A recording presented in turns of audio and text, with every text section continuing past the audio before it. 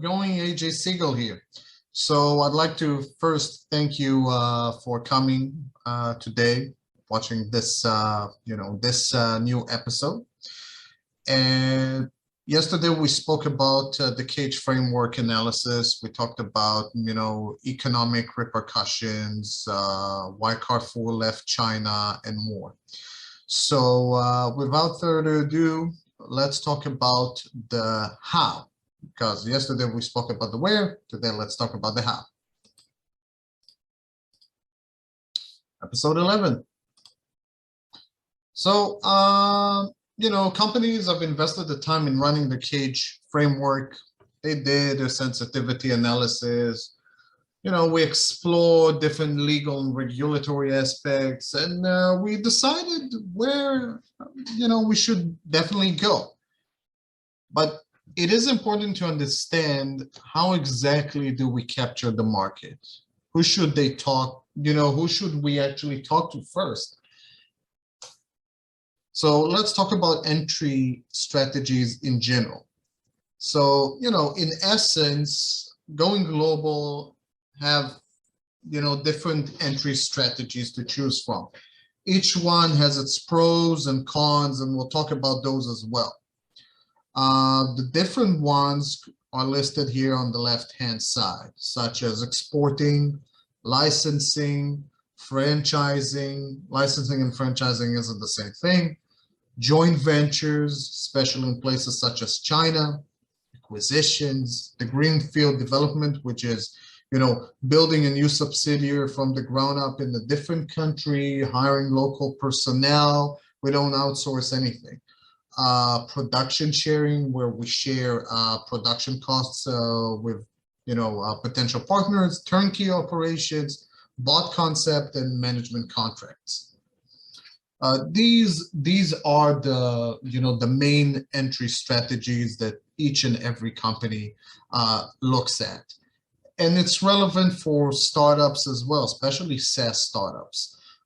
For example, licensing or franchising, for that matter, could be a type of white label solution, or turnkey operation is also a type of a white label solution. We just sell it as it is. There are companies that do just that, and you white label and you pay for some kind of licensing agreement, or you buy it as a whole, and you just reuse it.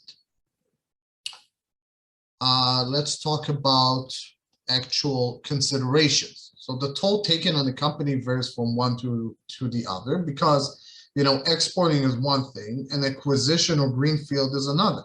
A lot more stake involved.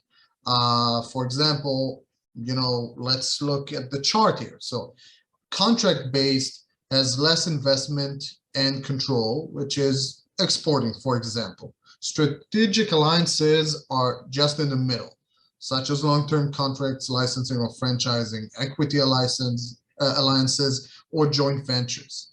Subsidiaries have most investment and control issues associated with them, because we'll need to invest a lot more money and decide whether or not it makes sense for us to do what we want to do. This isn't easy. So it is important to think about it before we do it. So the main advantages and disadvantages. As I said, exporting has, for example, a good advantage would be utilization of economies of scale. While it has high transport costs and trade barriers, possible problems with local marketing, and more. Licensing, low development costs and risks, but you cannot utilize economies of scale. You cannot engage in global strategy coordination. Franchising is pretty much similar, low development costs and risks, but again, you cannot engage in global economy coordination, global strategy coordination, and you cannot control the level of equality associated with it. We have no idea what it's going to be like. Joint ventures. So we have access to local partners' knowledge, development, and risks are shared between both parties.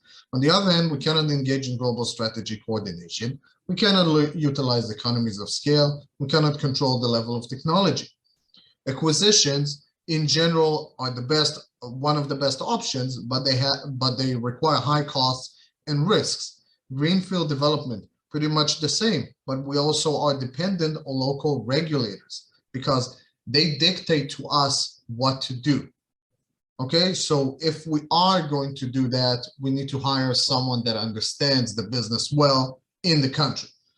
Production sharing. So we have dependency on local marketers and partners, turnkey operations. We cannot utilize economies of scale. We have dependence on local merchants to sell, and we cannot control the level of technology.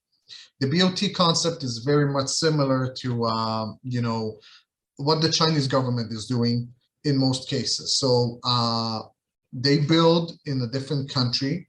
They take some kind of a contract for the next 25 years where they operate everything, the train station, the malls, whatever, and then they give it back to the country. Very expensive for them, but a lot more lucrative because the country that allows them to do that, doesn't pay anything for that. On the other hand, they don't make any kind of money. And management contracts are some things that we can usually see in hotels, for example. So there is a management company which handles the hotel for that company. But we then have a dependency on the know-how of the managing company. We cannot utilize economies of scale.